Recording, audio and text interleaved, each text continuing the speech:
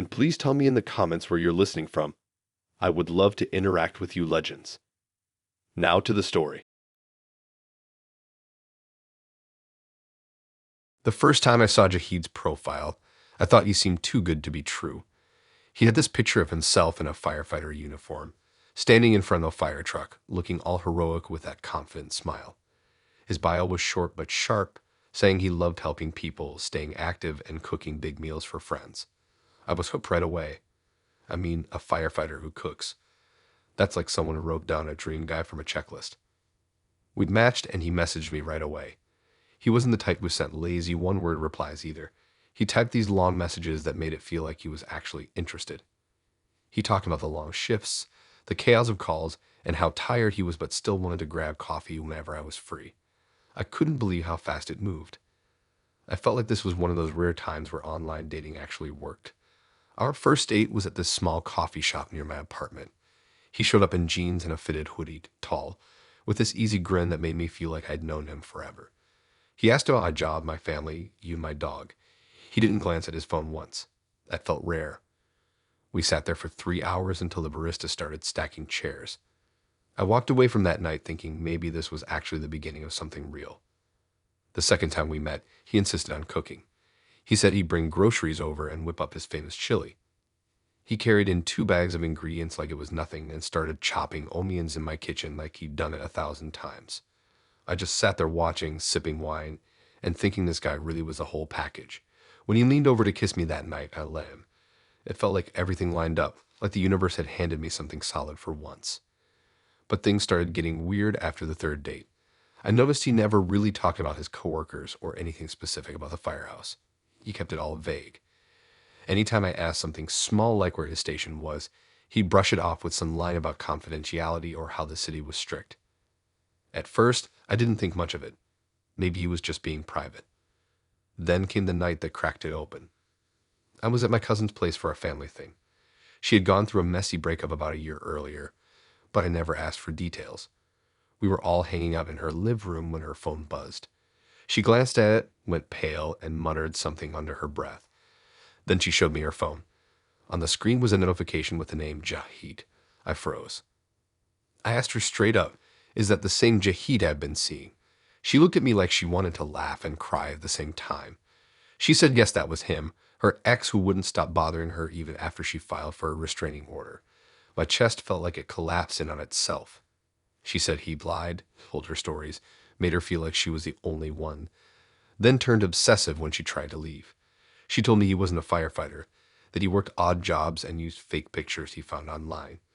She even pulled up the police paperwork to prove the restraining order was real. I left her place in a daze, my head spinning. I read back through our conversations, the vague answers, the way he always dodged certain questions. It was like all the red flags suddenly lit up at once. I couldn't believe I let him cook in my kitchen, touch my things, act like he was this genuine guy. I felt stupid, but more than that, I felt sick. The next time he texted me, I didn't answer. He sent a follow-up, saying he missed me, asking when he could see me again. I blocked him on everything, but didn't stop there. A week later, I saw his car parked down the block from my place. I knew it was him because I remembered the dent on the back bumper. My stomach twisted as I pulled my curtains shut and called my cousin. She told me not to confront him, just document everything and stay alert. After that, I couldn't relax. Every knock on my door made me freeze. Every time my phone buzzed, I felt this wave of dread that it was him on some new number. I realized how fast I let someone into my life without really knowing who they were. The whole firefighter act was just bait. He wore that uniform like armor, hiding who he really was. The thing that still gets me is how normal he seemed.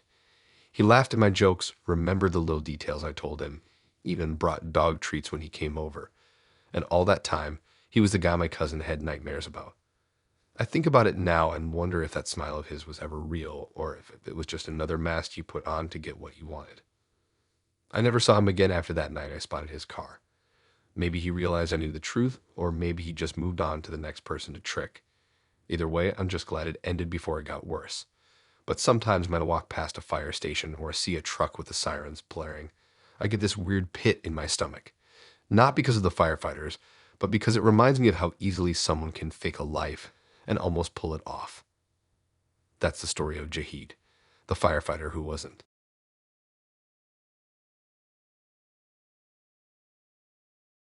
But boredom hits hard when you're stuck in your room staring at the same walls every night. I swiped a little here and there, half paying attention, until this profile popped up. Her name was Emma.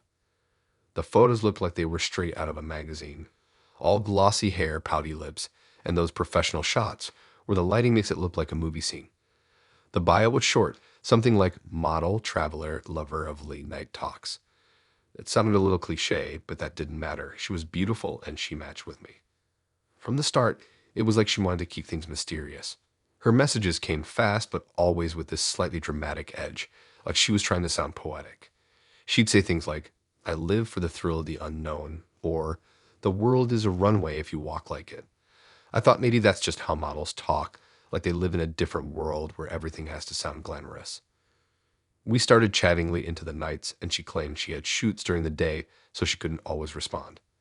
Sometimes she'd send a blurry selfie, always with sunglasses or covering part of her face, which I brushed off as her being shy about casual photos. I convinced myself that's what people like her did. They didn't want regular Snapchats out there because they had images to protect. After about 2 weeks of nonstop chatting, she suggested we meet. That felt fast, but at the same time, it also felt like we'd been talking forever. She wanted to meet at this small diner on the edge of town, the kind of place I usually went with my friends after a football game. I thought it was kind of an odd choice for a model to pick, but I rolled with it. So I show up, nervous as hell, scanning the booths for this gorgeous woman from the photos. I kept checking the door, expecting her to walk in any second. Then I noticed this older man already sitting at a table in the back, waving at me. I figured he was just saying hi to someone else, but that he kept waving and pointing like I was supposed to come over. I walked closer, and my stomach dropped when he smiled at me and said, You must be here for Emma. The guy was at least in his 70s, with a wrinkled face and a baseball cap that said, Kiss the Cook. He had this wide grin that showed a bunch of missing teeth. I stood there frozen, thinking maybe it was some kind of misunderstanding, like maybe he was her dad or her driver or something. But then he leaned back in the booth and said, Got you good, didn't I? That's when it hit me. There was no Emma. It was this guy the whole time.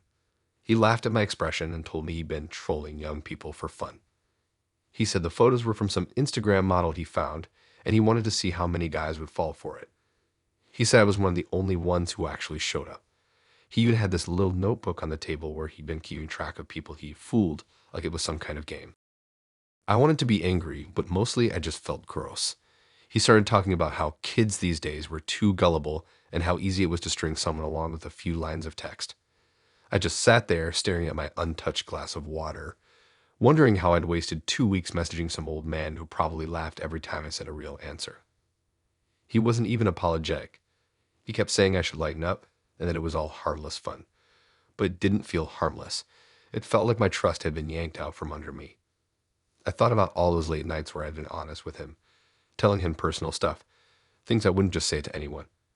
Meanwhile, he was sitting in this booth, probably laughing to himself, scribbling notes in his little troll journal. I didn't last long at that diner. I stood up, told him I wasn't going to be part of this sick little hobby, and walked out. As I left, he yelled after me something about how he'd seen me online. That stuck with me in a way I hated. It made me paranoid that he was still out there pretending to be someone else, maybe even talking to another version of me right then. The walk back to my car was the longest I've had.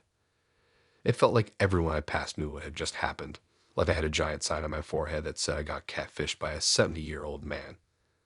I sat in the driver's seat for a long time, staring at my phone, scrolling through all the messages he'd sent me. Suddenly, they all felt different. The dramatic quotes, the blurry selfies, the excuses. It was all so obvious now. I couldn't believe I'd been so blind. When I got home, I deleted the app right away. I didn't even want to see if he messaged me again. I kept replaying the diner in my head, his grin, the way he tapped his notebook like it was some kind of trophy case. That image wouldn't leave me. It wasn't just being fooled, it was knowing he enjoyed fooling me. That's what made it sting. For a while after that, I avoided online dating completely. I'd go out with friends, meet people through mutual circles, but the thought of trusting a stranger behind a screen felt impossible. Every time I saw a profile with perfect photos, I'd think about Emma, the fake Emma, and wonder who was really on the other side. The weirdest part is that sometimes I still catch myself checking the crowd when I walk into a restaurant. half expecting to see that old man with his notebook smirking at me from the back booth. I know he's probably long gone, moved on to another prank, but the memory sticks like gum on the bottom of a shoe. It's not even the fact that he lied about being Emma. It's that he planned the whole thing like it was sport. That was Emma, the model who never existed. The prank that wasted 2 weeks of my life and left me sitting in a diner with a stranger who thought making people feel stupid was the best way to spend his retirement. I wasn't even trying to look for something serious. Honestly, I just wanted a distraction, something casual to fill the empty evenings after work. That's when Justin showed up on my feed. His profile had that polished startup vibe, like the kind of guy who lived off iced lattes and worked on a laptop in trendy co-working spaces. His photos were of rooftop bars, him at a whiteboard pointing to some graph, and one with him in a sharp suit at what looked like some conference. The caption on one picture said, "Changing the game one idea at a time." He claimed to be 28, running his own company in the tech space. That sounded impressive, but not totally unbelievable. People my age were launching random apps all the time, so I thought, why not? I was curious, not so much because of the startup stuff, but because he seemed charming in the messages. He typed fast, used a lot of emojis, and always had something clever to say. He told me he didn't like wasting time and wanted to meet up sooner rather than later. We picked this bar downtown that had half-price drinks on Thursdays. He was already there when I arrived, sitting with a beer and scrolling his phone. At first glance, I thought maybe I had the wrong table. He looked older than the photos, like noticeably older. I sat down, and as soon as he looked up and smiled, I knew something was off. He still had the same face structure, but there were deep lines around his eyes, and his hairline was thinner. I brushed it off at first, thinking maybe he just looked older in person. He said the lighting in the bar was bad and laughed at how stressed aged him faster. We ordered food. I tried to focus on the conversation instead of staring at his face too much. He kept talking about his startup, but the more he talked, the less sense it made. He said things like we're optimizing the ecosystem of digital solutions and scaling growth in non-traditional markets. It was a bunch of buzzwords thrown together without any real detail. By the second drink, I started pressing a little. I asked him what exactly his company did. He dodged, saying they were in stealth mode and couldn't reveal everything yet. That sounded fishy, but I let it slide for the night. The real mess started a week later. We'd gone out twice, and while I wasn't head over heels, I thought he seemed fun enough. Then one afternoon, I got a random message from a number I didn't know. It was just a photo. At first, I didn't recognize it, but then I realized it was one of Justin's profile pictures. The one where he was standing in front of a chalkboard with equations on it. Except this time, the photo was cropped differently, and at the bottom there was a name written. Apparently, the guy in the photo wasn't Justin at all.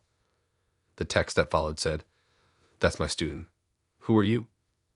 My stomach dropped. I didn't reply right away, but I did some digging. I searched the photo online, and sure enough, it matched a Facebook profile of some college kid, a real 20-something who looked exactly like the person in Justin's pictures. That's when I realized the guy I had been meeting wasn't the person in those photos. He was using someone else's pictures, someone who probably had no clue his face was plastered on a fake dating account. I finally replied to the number asking who was texting me. The person said he was a high school teacher, that he knew the student personally, and that Justin was actually him, 45 years old, divorced, teaching math at the local high school. He told me this wasn't the first time Justin had done this, and that the school had gotten complaints before about him being too friendly with students. I felt sick. I thought back to all the little things that hadn't added up. The way he always avoided taking new photos when I suggested snapping a selfie together. How he dodged questions about his startup with long answers that went nowhere. Even the way he paid in cash at the bar instead of using a card. The next time Justin texted me, asking if I wanted to come over to his place, I didn't reply. I couldn't even imagine what kind of mess I'd end up in if I kept going. But he didn't stop. He sent messages every day, acting like nothing was wrong. Finally, I told him I knew who he really was. At first, he denied it, said I must have him mixed up with someone else. Then he switched to anger, saying I had no right to dig into his life. After that, he went quiet. I thought it was over, but a week later I got another message, this time from the actual student whose photos had been stolen. He said he found out about the fake account and was furious. He asked me for details, screenshots, anything that could help prove what his teacher was doing. I sent him everything I had. It felt like the least I could do after realizing I had been dragged into something so messed up. What really haunts me is how normal Justin seemed in person. He didn't act like some creep out of a horror movie.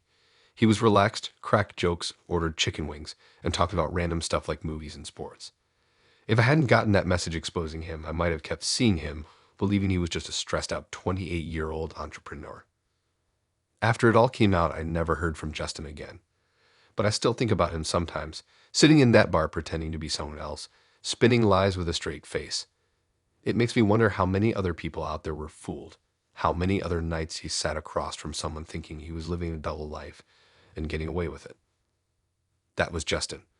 Not a startup founder, not 28, just a 45-year-old teacher hiding behind stolen photos.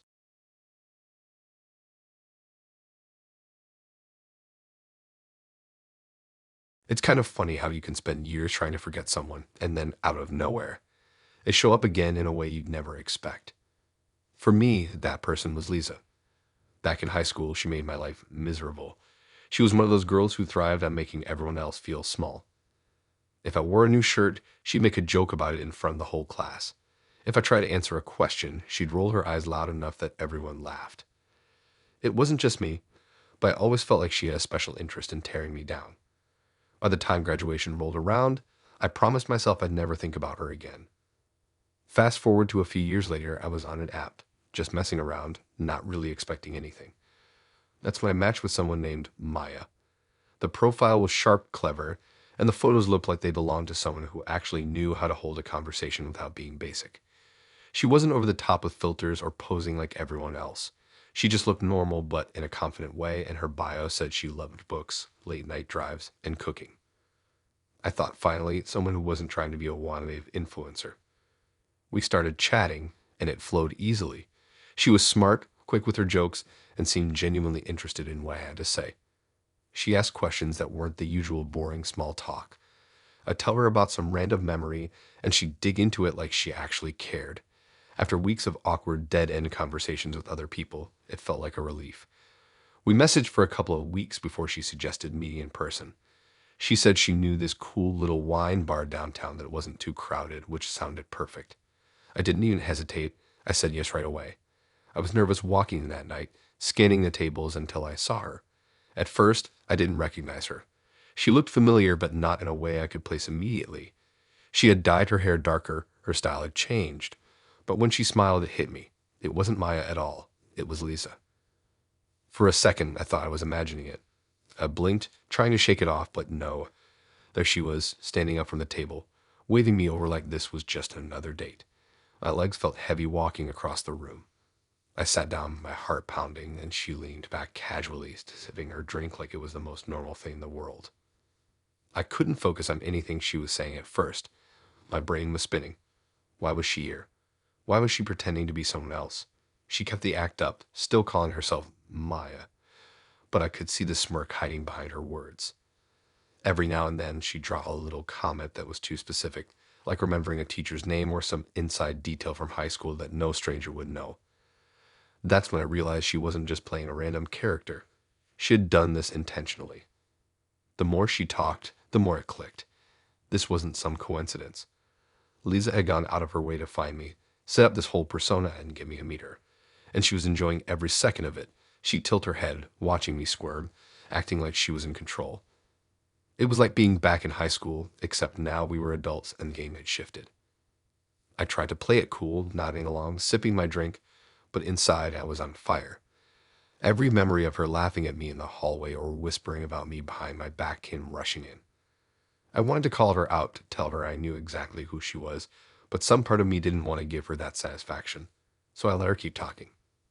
She asked me questions about my life now, my job, where I lived, who I hung out with. It wasn't normal curiosity either. It felt like she was collecting information, like she wanted to compare it to her own life.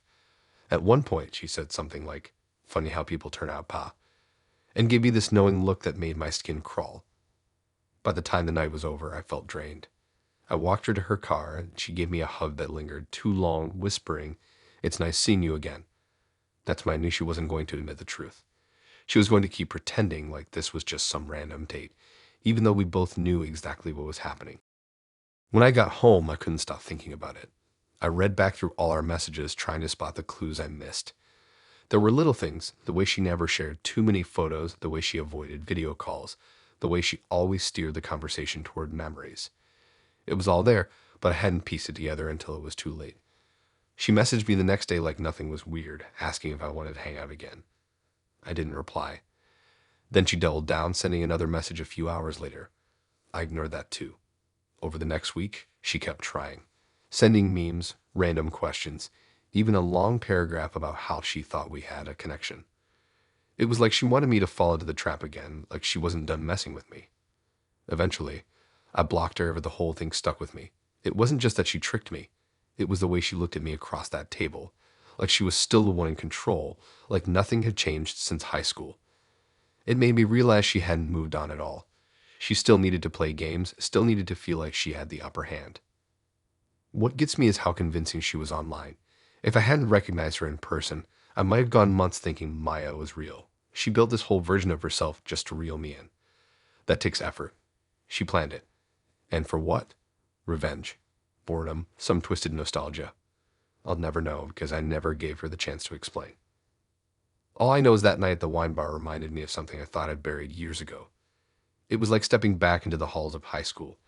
Except this time, I walked away before she could finish the game. That was Lisa. Charming online, cruel in real life, and still holding on to the same mean streak she had as a teenager.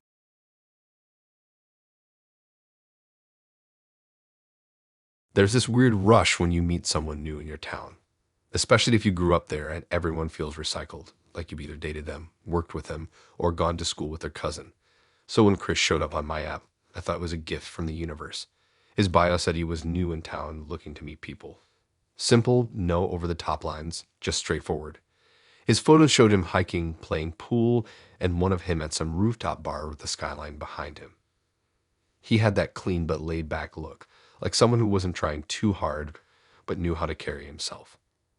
We hit it off right away. He said he had just moved for work, that he didn't know many people, and that he was hoping to make connections. He had this way of making every conversation flow, asking me about my day, throwing in funny stories about adjusting to a new city. I liked how it felt easy, like there wasn't pressure. After a week of talking, we met up at a bar near downtown. In person, he looked the same as his photos, maybe even better. He was confident without being cocky, the kind of guy who ordered a beer, leaned back in his chair, and actually listened when you talked. He asked questions, laughed at my dumb jokes, and didn't once look distracted. I remember thinking, wow, this guy might actually be decent. Things escalated pretty fast. He started coming over, bringing groceries or takeout, making himself comfortable in my place like he'd been there 100 times. He told me stories about his childhood in another state, his job, about how he was glad to finally feel like he belonged somewhere. I bought into it completely. It wasn't long before things turned physical. I let myself trust him, let him in. I thought he was being genuine about wanting something real. Afterward, he became even more affectionate, cooking breakfast, sending me good morning texts, asking when we could see each other again. I felt like I had lucked out, like I found someone solid in the sea of people who didn't know what they wanted. But then little things started creeping in. He always seemed short on cash. He'd forget his wallet when we went out, or he claimed his card was acting up. He promised to pay me back, and sometimes he did, but usually just small amounts here and there. It wasn't enough to make me suspicious at first, but it added up. I told myself it was no big deal, that moving to a new city is expensive and stressful. The bomb dropped on a Sunday afternoon. I was at my sister's house for dinner. She had invited me over, and I almost didn't go because I was tired, but thank God I did. We were in her kitchen, talking while she prepped food when her front door opened. I assumed it was her roommate or a friend, but then Chris walked in, carrying a bag of groceries like it was the most normal thing in the world. I froze. He froze. My sister didn't freeze, though. She looked up and said, "Oh, hey, babe, you're back." I felt my stomach twist so hard I thought I might throw up right there. He was living with my sister. My actual sister. He wasn't new in town. He'd been around the whole time, and he had been dating her. The stories he told me, the nights at my place, the money I'd lent him, it all made sense in the worst way possible. He tried to cover it up. He stammered something about how he could explain, but there was nothing to explain. My sister was staring at me, confused, asking if I knew him. I couldn't even answer. I just grabbed my bag and left before I said something that would blow up her entire live situation. Later that night, she called me. She was hysterical. He had confessed everything, told her about me, told her he'd been using both of us. He'd been living rent-free at her place, mooching off her, while also hanging out with me and getting money when he could. She was crushed. I was crushed. It was like we'd both been dragged into the same ugly lie without realizing it. The worst part was knowing how calculated it was. He hadn't just stumbled into my life. He had built this story about being new in town so he could play both sides. He used me for money and comfort, and he used her for stability and a place to live. When I thought back on the little details, it was all there. The nights he said he was working late but wouldn't text back, the excuses about why he couldn't host at his place, the way he was always so careful about what he shared. After that, I blocked him on everything. My sister kicked him out, but the damage was already done. For weeks, I felt gross, like I had been complicit in something I didn't even know was happening. Every time I thought about the way he smiled at me, or the way he leaned across the table on our first date, it made my skin crawl. It wasn't real. None of it was real. What sticks with me most is that moment in the kitchen. The way he walked in with groceries, comfortable like he belonged. The way my sister called him babe so casually, like this was her everyday life. And me standing there, realizing in a single instant that I wasn't the only one. That I had been a side story in something much bigger and messier. Now, whenever I hear someone say they're in Newmantown, I can't help but think of Chris. Not as the charming guy at the bar, but as the liar who sat at my kitchen table eating takeout while pretending he was building a life from scratch. That was Chris, the guy who wasn't new at all, just good at hiding where he really lived and who he really was.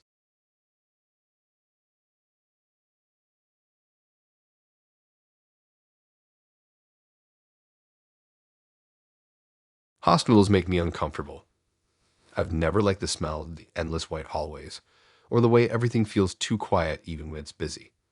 So when I matched with Anna and she told me she was a nurse, I was impressed. I can barely handle getting blood drawn, and here was this woman talking about 12-hour shifts, emergencies, and how much she loved helping people. I thought that takes guts.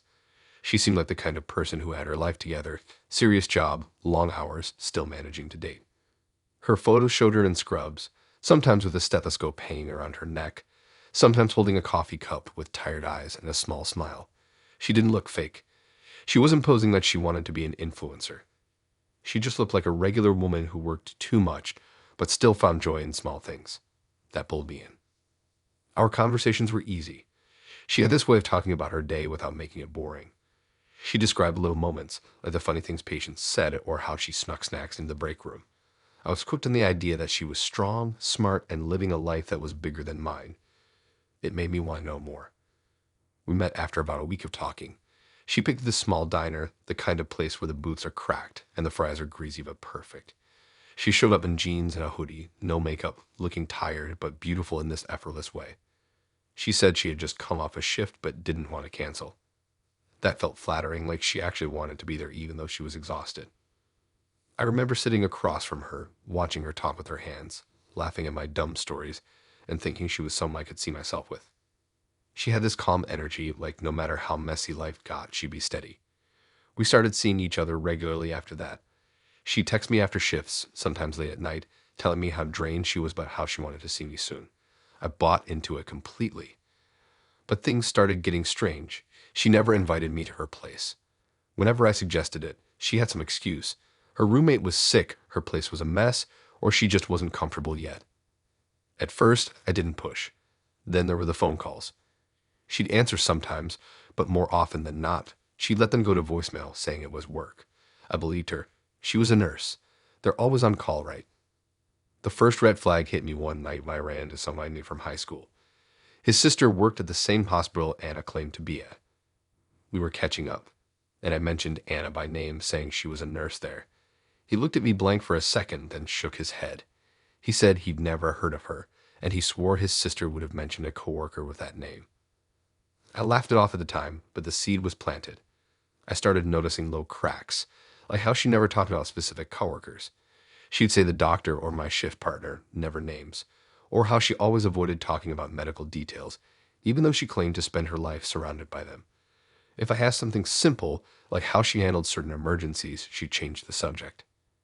The unraveling came fast after that. I was scrolling through my phone one night and decided to search her name. Nothing came up.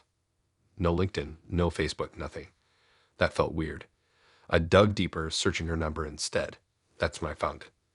An article popped up from a local news site, and there was her face staring back at me. The headline said, "Woman arrested for impersonating nurse." My heart dropped. I clicked the article and read every word. It said she had been caught using a stolen identity, pretending to work in hospitals she wasn't qualified for. She'd been arrested before, multiple times, for impersonating medical staff. There were even mugshots. The face I thought I knew so well was suddenly framed in this harsh, cold police photo. I felt sick. Every moment replayed in my head. The diner, the late-night texts, the stories she told about saving patients. All of it was fake. She wasn't tired from long shifts. She wasn't sneaking snacks into break rooms. She was lying about everything. I confronted her, of course. I texted her a screenshot of the article and asked her what the hell was going on. At first, she tried to deny it, saying it was a mistake, that it wasn't her, but the evidence was right there. When I pressed harder, she flipped. She sent this long, rambling message about how nobody understood her, how she wanted to feel important, how pretending gave her purpose. It wasn't an apology, it was an excuse. After that, I blocked her, but for weeks, I couldn't stop thinking about how easily she fooled me. She had played the part perfectly. The scrubs, the stories, the exhaustion, it all fit. I wanted to believe it so badly that I ignored the holes. I never thought to question it because who lies about being a nurse? Sometimes I wonder how many others she fooled. How many people she sat across from, laughing over fries, spinning her stories like they were real. How many people thought she was saving lives when she was really just stealing identities? It makes me second-guess everyone now. When someone tells me what they do, I hesitate before I believe them. I think about Anna and how convincing she was, how she built a whole fake world and pulled me into it. That was Anna. Not a nurse, not someone who loved her work. Just a woman with a stolen story living on a lie.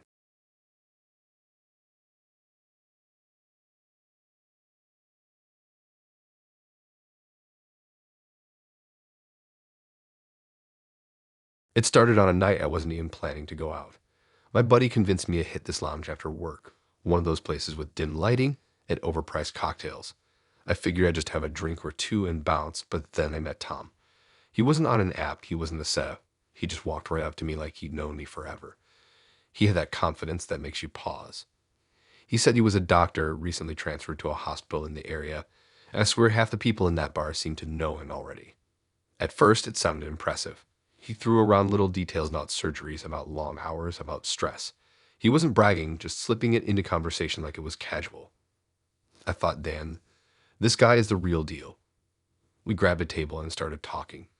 He had that kind of charm where he made you feel like the only person in the room. He bought the drinks, ordered appetizers without asking, like he already knew I'd say yes. From there, it snowballed. He asked for my number, texted me the next day, and within a week we'd gone out 3 times. He kept up the doctor act flawlessly, talking about being on call, about patients, about saving lives. Sometimes he'd show up late and say it was because he got caught up at the hospital. I bought it all without a second thought. Who questions a doctor? The first cracks showed up in small ways. He'd always carried these little orange bottles in his jacket pocket. When I asked, he brushed it off, saying he had back problems from long shifts on his feet. He popped a couple pills casually, like it was no big deal. I didn't push it. He was older than me by a few years, and I figured maybe he just had aches and pains. Then there was the way he drank. He'd order whiskey neat, one after another, and still act completely fine. I figured maybe he just had a high tolerance, but there was this edge to it, like he needed the drink more than he enjoyed it. I told myself not to overthink it. I liked him. I liked how easy he made everything feel, how he had stories for every situation, how he made me laugh. One night, though, it all unraveled. We were at his place, this sleek apartment that looked like it belonged in a magazine. It was spotless, almost too spotless, like nobody really lived there. He left the room to take a call, and his phone buzzed again on the table.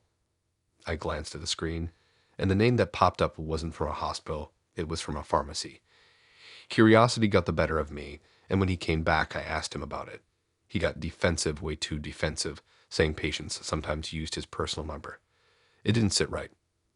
After that, I started noticing more things. He never wore a hospital badge, never had scrubs, never mentioned coworkers by name. Whenever I asked specific questions about his work, he'd switch to another story. The charm was still there, but it felt rehearsed, like he had a script. The truth came out in the ugliest way possible.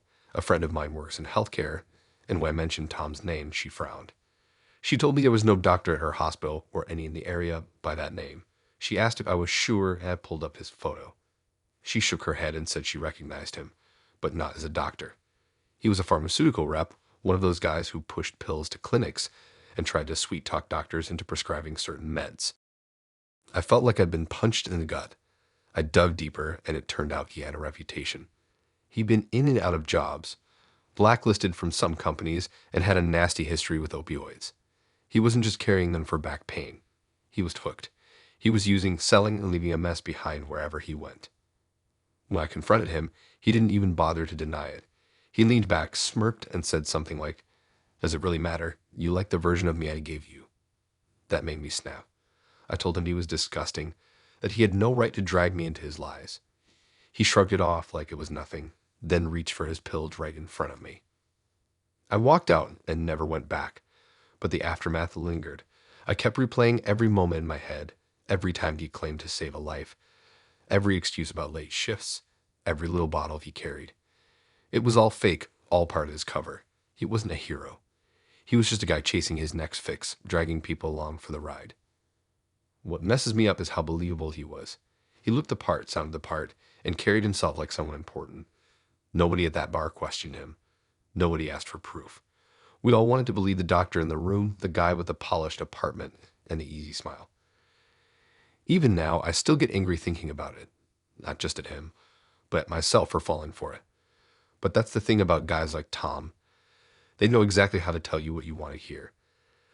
They know how to fill in the gaps just enough so you don't ask the wrong questions. That was Tom. Not a doctor, not saving lives, just a pharmaceutical rep drowning in his own addiction, leaving broken people in his wake.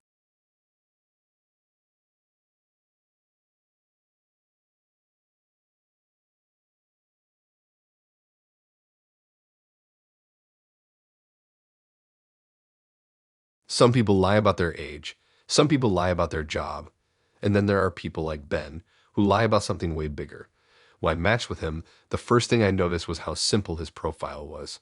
No long essays, no dramatic quotes. Just a couple pictures, one at the beach, one with a dog, one sitting at a bar with friends. His bio said, "Single, no kids, looking for something real." It was short but clear, and that last line caught my eye. From the start, Ben seemed straightforward. He wasn't trying too hard, but he also wasn't giving one-word replies. He asked me about my favorite foods, what music I listened to, and how I liked road trips. It was easy and light, nothing heavy. I liked that. We ended up meeting for tacos on a Friday night, and he showed up in a plain t-shirt and jeans, smiling like he'd been looking forward to it all week. The date went smoothly. He was funny, attentive, and he paid without hesitation. He told me about his job, how he had been single for a while, and about how he was ready to find someone who wasn't into playing games. I remember walking away from that night thinking, finally, someone normal. We kept seeing each other. He'd come over to my place after work, or we'd grab dinner at some casual spots. It felt comfortable, like we were sliding into something steady. He never once mentioned kids, and why would he? He had made it clear on his profile on our first date, single, child-free, ready for something real. I believed him. The truth smacked me out of nowhere. About 3 weeks in, he invited me over to his house for the first time. I drove over, expecting a chill night of food and movies. When I got there, the place was decent. A little messy, but nothing crazy. I thought it was just a bachelor vibe.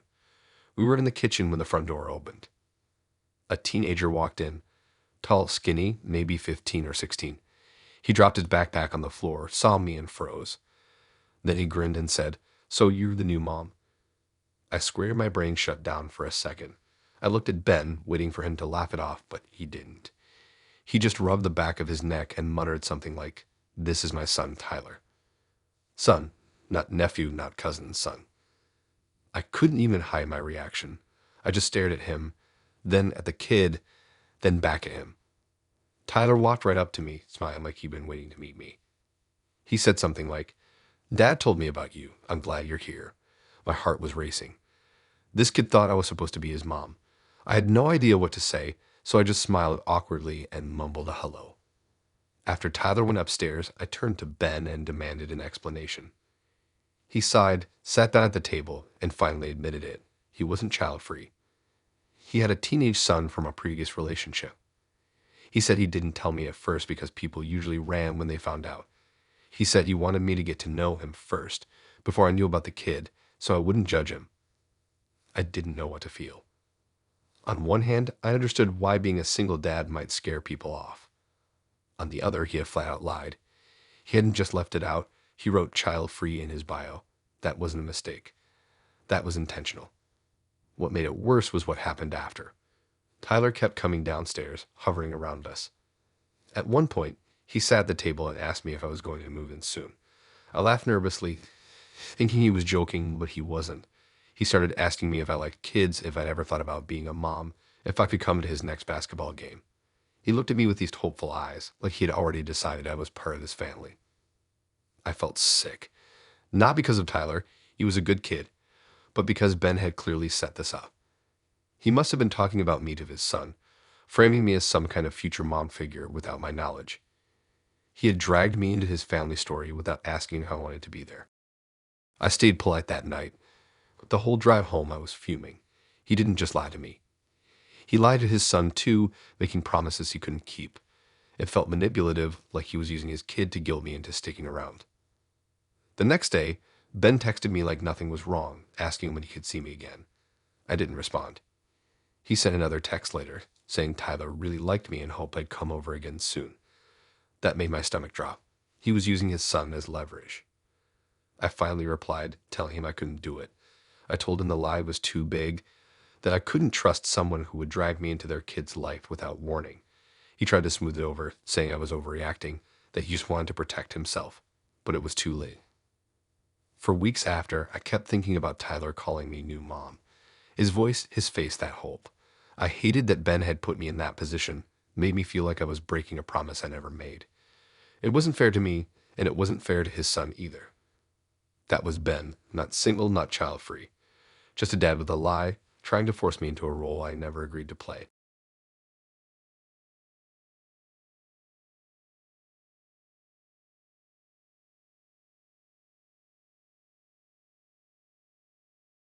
I always thought people lying on dating apps meant little stuff, like shaving a couple years off their age or claiming they were taller than they really were. I didn't think anyone would straight up invent a whole situation about their marriage status. But then I met Laura, and she managed to take lying to a level I wasn't even prepared for. When I came across her profile, nothing about it screamed fake. She had a few nice photos, nothing too polished, mostly outdoorsy shots. One of her on a trail with her dog, another of her sitting at some picnic table with a coffee, and one where she was at a lake, hair tied up, smiling like she wasn't even trying. Her bio was short: divorced, learning to start fresh, love cooking, love hiking, and ready for something real. It seemed honest. That word divorced even gave me the impression she was done with games, like she'd already been through enough and wasn't here to waste time. We matched, and she started messaging me right away. She wasn't like other people I'd talked to on the app. She didn't open with a lazy hey. She asked me what my favorite kind of food was. I told her tacos, and then she sent a whole paragraph about how she made the best homemade tacos, and that she'd prove it one day. I laughed, and from there it just rolled. She was charming, funny, and there was something comforting about how she wrote, like she actually knew what she wanted instead of just killing time on her phone. We set up a date within the week. She picked a low-key Italian spot. When she walked in, I almost didn't recognize her. She looked better in person. Jeans, a plain black sweater, no heavy makeup. She wasn't trying to impress anyone, which in a weird way made her more impressive. She ordered wine, told me stories about her divorce, and the way she explained it. It just sounded like she'd been through something tough and was rebuilding. I respected that. It made her seem stronger, not weaker. After that night, we started seeing each other regularly. She'd cook for me at her apartment. Huge spreads of pasta, roasted vegetables, wine on the table like we were celebrating something. She'd text me during the day asking how work was, sending me pictures of her dog, or telling me about some new recipe she wanted to try. I fell for the routine. She made everything feel easy, like we were slowly building towards something. But then things started to feel off. She'd get these phone calls during dinner and let them ring out, her face tightening every time she glanced at the screen. When I asked, she said it was her ex being difficult and changed the subject. I didn't press. Divorce is messy. I figured that was normal. Then came the night everything collapsed. We were at her place eating lasagna when her phone buzzed on the counter. I wouldn't have paid attention, except the screen lit up and the caller ID said husband. My stomach sank. Not ex-husband. Not just a name. Husband. I stared at the screen until it stopped ringing. She noticed and froze. I asked her straight out if she was still married. She tried to keep her voice calm, but I could see the panic in her eyes. After a long pause, she admitted it. She wasn't divorced. She was still married, stuck in a custody battle with her husband, and she had brought me into the picture to help her look better in court. I remember sitting there in shock, fork in hand, lasagna on the plate, unable to even take another bite. She tried to explain. She said the court wanted to see stability, proof she was moving on. That having me around made her case stronger, like she was showing she could provide a better environment than her husband. She even said she cared about me, that I wasn't just a pawn, but her words felt cheap after the lie she had built. I left that night without saying much. On the drive home, my head was spinning.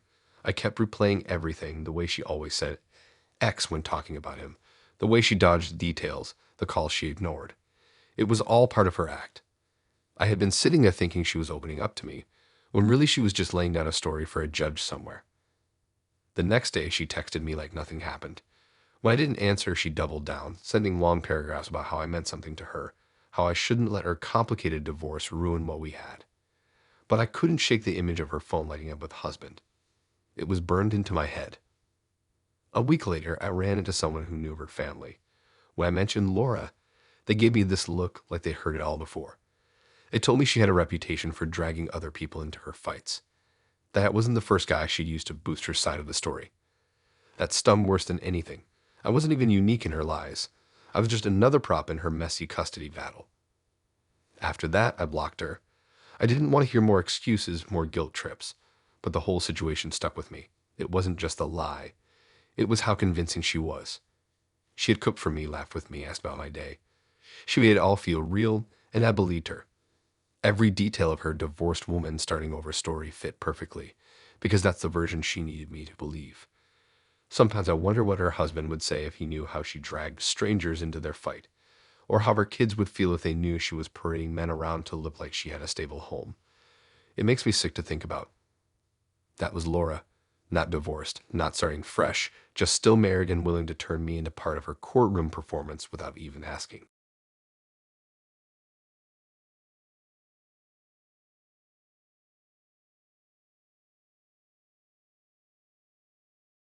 The first time I saw Megan's profile, I thought she was out of my league. Her pictures looked like they belonged in some lifestyle blog. Brunches with friends, rooftop views, trendy outfits that looked thrown together but obviously worn. Her bio said she worked in marketing, loved city life, and was looking for something serious. That was a line that hooked me.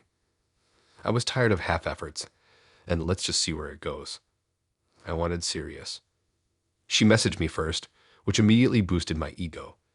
She asked about the band shirt I was wearing in one of my photos, and we delved into a conversation about music. It was easy fast, and she was funny.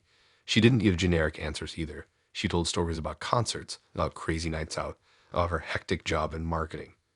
She had this balance of playful and mature that made me feel like she had her life together. Our first date was at this modern bar with neon lights and craft cocktails.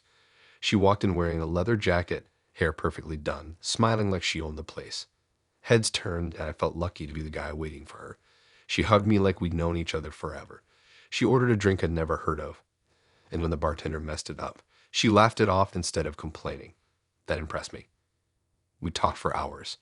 She told me about her work, how she was handling multiple campaigns at once, how stressful it was, but how much she loved being creative. I listened, nodding, soaking it all in. She asked about my job, my family, my hobbies, making me feel like she really cared. At the end of the night, she kissed me outside the bar and said she couldn't wait to see me again. I floated home. The next couple weeks were a blur of dates, texts, and late night calls. She was always busy but somehow made time for me. Sometimes she'd cancel last minute, blaming her workload, but she'd make up for it with sweet messages or little gifts, coffee, snacks, even a shirt she said looked like me. I didn't question it. I just thought she was thoughtful. But then things started feeling strange. She never invited me over. We always met at my place or out in public. When I asked about her apartment, she said it was under renovation. Another time, she said her roommate was moving out and it was too messy. At first, I brushed it off. Not everyone likes bringing people into their space right away. Then there was the money stuff. She never asked directly, but she dropped hints, like how expensive her rent was or how her landlord raised it suddenly. She'd talk about how tired she was of living paycheck to paycheck. One night, after a few drinks, she joked about how maybe I should just move in with you. I laughed, thinking she was kidding, but her eyes lingered on mine like she meant it. The truth started unraveling when I was scrolling online and stumbled across a post in a local forum. Some guy was venting about a woman who was juggling multiple men, claiming she was in marketing but really just being a sugar baby. His description matched Megan almost exactly. My heart sank. I didn't want to believe it, but the way he described how she moved from guy to guy, asking for help with small things until it turned into bigger ones, it lined up too well. I decided to test her. The next time she came over, I casually asked her about her job, pushing for details. She stumbled. Her usual smooth stories cracked, and she gave vague answers that didn't add up. When I pressed, she laughed nervously and said I was interviewing her, but my gut told me something was wrong. It all came crashing down one night when her phone buzzed while she was in the shower. I didn't mean to snoop, but the screen lit up with a notification from a Cash App. The message said, "Thanks for tonight, gorgeous. To you soon." My chest tightened. I didn't even need to open it to know what it meant. When she came out, I confronted her. At first, she tried to spin it. She said the guy was just a friend helping her out. But when I pressed harder, she admitted it. She wasn't working in marketing at all. She was juggling multiple men, all of them giving her money, gifts, or support. She admitted she was tired of renting and wanted to settle into one place, which was why she had hinted about moving in with me. I sat there, stunned, while she talked about how expensive life was, how she was just doing what she had to do. She didn't apologize, not really. She framed it like survival, like I should understand. After she left that night, I couldn't sleep. I read back through every message, every conversation. The late cancellations, the vague excuses, the way she never let me see her place. It all made sense now. She had played me just like she played the others. The next day, she texted me like nothing had happened. I ignored her. She sent more, asking when she could come by, saying she missed me. Then she shifted, telling me she was serious about me, that she wanted to stop seeing the other guys if I gave her a chance. But I knew better by then. I blocked her number. For weeks afterward, I kept thinking about how good she was at the act. She knew how to dress it up, how to make someone feel special, how to sprinkle in just enough affection to keep them hooked.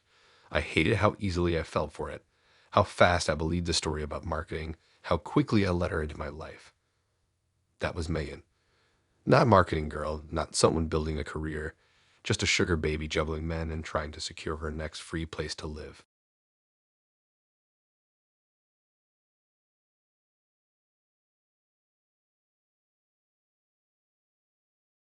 I'd never thought I'd fall for someone's story so quickly, but with Ridzi, it was like his whole persona grabbed me from the start. His profile stood out from the usual half smiles and gym selfies. He had photos in uniform, standing tall with a serious look, one of him on what looked like a base somewhere, and another where he was holding a folded flag. His bio just said, "Marine on leave, looking for someone genuine." It didn't feel flashy. It felt heavy, almost intimidating. When he messaged me, it wasn't some cheesy line. He asked how my day was and then said he didn't like wasting time because life was too short. That hit different coming from someone who claimed to put their life on the line for a living. I felt like I had to take him seriously. We talked for hours that night about music, food, family, and his time in the Marines. He told me about the struggles of being deployed, about missing home, how hard it was to readjust to regular life. I hung on every word. The way he told his stories made me feel like I was getting a glimpse into a world I'd never understand otherwise. He said he'd lost friends in combat, that he still had nightmares, that sometimes he just wanted to feel normal again. I felt honored that he trusted me with all that. I wanted to support him, to be someone solid for him while he was figuring things out. We met up a week later at a quiet diner outside of town. He walked in wearing jeans and a plain t-shirt, but he carried himself like someone used to respect. Broad shoulders, head held high, confident but not cocky. He hugged me right away, and it felt like I was meeting someone important. Over pancakes and coffee, he told more stories, sprinkled with just enough detail to make it believable. He even pulled out his phone to show me pictures. and in uniform, him on base and with his unit. I didn't question any of it. The relationship picked up fast. He started coming over, helping me with little things around the apartment, always offering to carry groceries or fix stuff. He seemed dependable in that old-fashioned way. But there were cracks I didn't notice at first, like how he never wanted to go anywhere too crowded, or how he always had excuses when I suggested meeting my friends. He said crowds made him anxious or that he didn't want to answer awkward questions about his service. Then came the money stuff. He told me his military pay was delayed, that paperwork was messed up.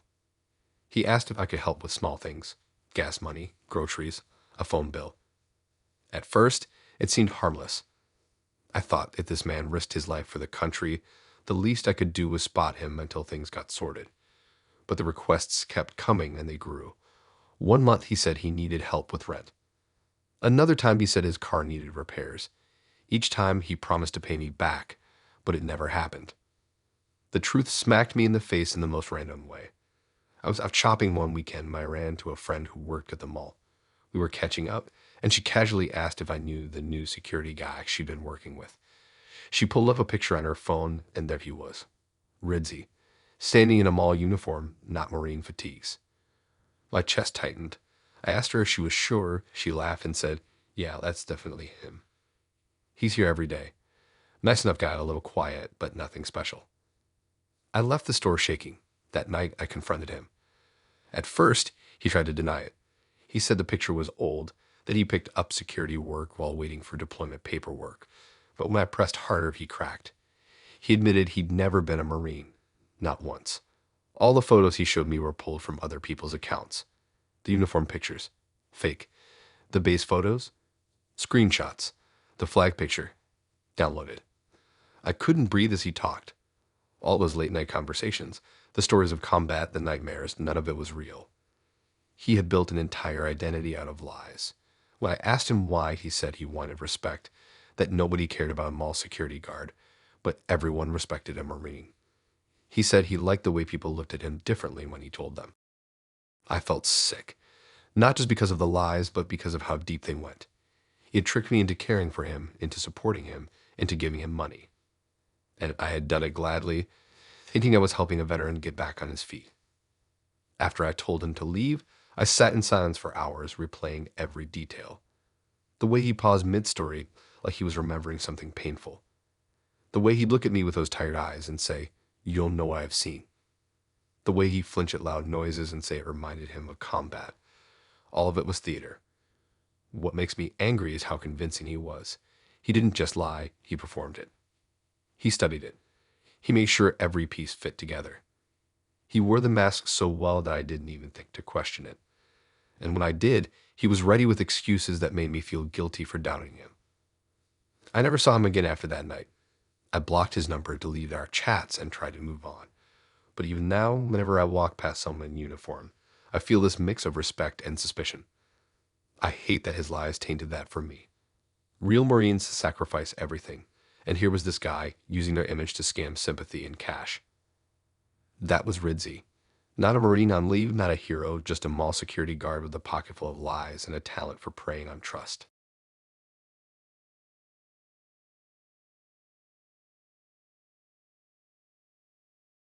Some stories you think only happen in movies, the kind of wild twists you'd never expect in real life.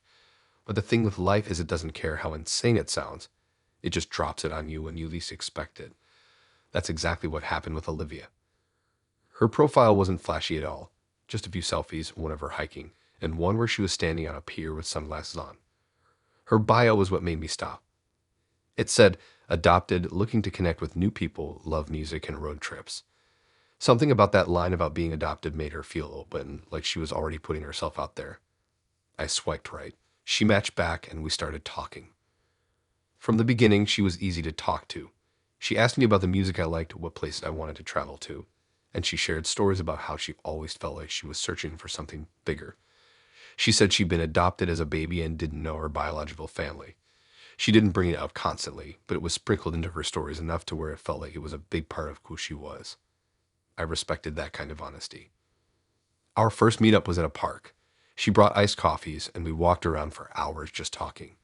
She was warm, funny, A little shy at first, but then opened up quick. She said meeting new people was part of her way of filling the gaps in her life. That hit me. I thought she was brave for being so open about something that personal. By the end of that afternoon, I was hooked. We kept seeing each other. Late night drives, small diners, hours on the phone. She had this way of listening that made me feel like what I was saying actually mattered. She never rushed me, never checked her phone mid-conversation. It felt real. But then weird coincidences started stacking up. She asked about my family one night, and when I mentioned my dad, she paused. She asked his first name, then asked where he grew up. I didn't think much of it at the time, but she got quiet after I told her. Later, she brushed it off, saying she was just curious.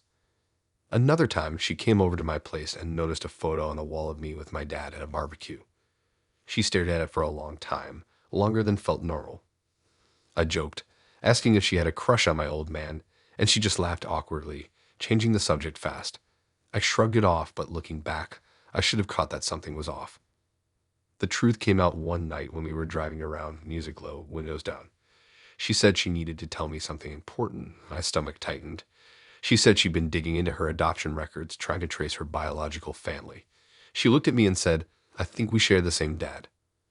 For a second, I thought she was messing with me.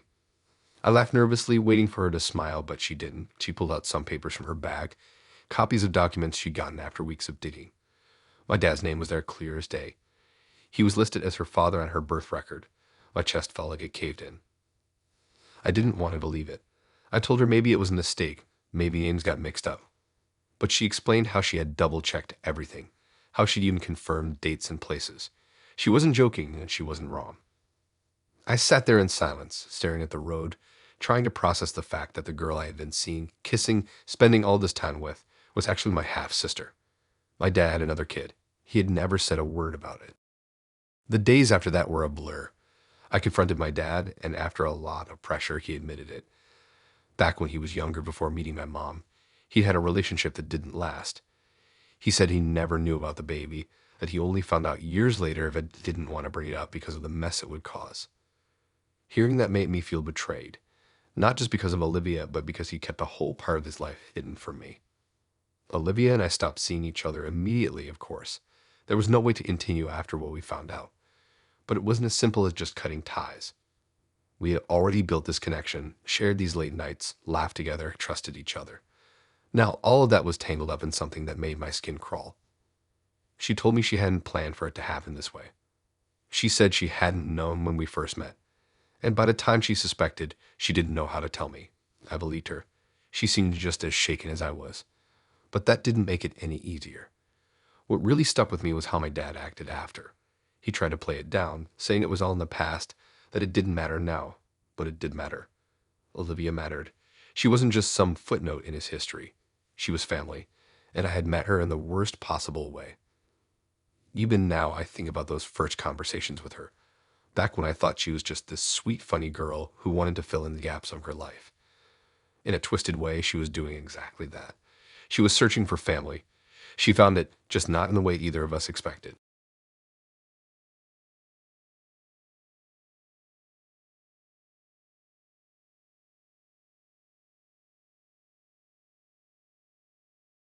When I first met Alex, I honestly thought he was one of the most interesting people I'd ever come across. He had this whole just moved from New York vibe going on, which in my small city instantly made him seem more exciting. Everyone here knew everyone, so someone brand new was like a rare find. He dressed sharp, always in clean sneakers, fitted jackets, and he had that quick talking energy that made it seem like his brain was running faster than everyone else's. We matched online, but unlike most matches, he didn't waste time. He asked me out the same day we started talking. At first, I thought it was a little forward, but his messages had this confidence that made me say yes. He said he wanted to grab a coffee, nothing fancy, just two people meeting up.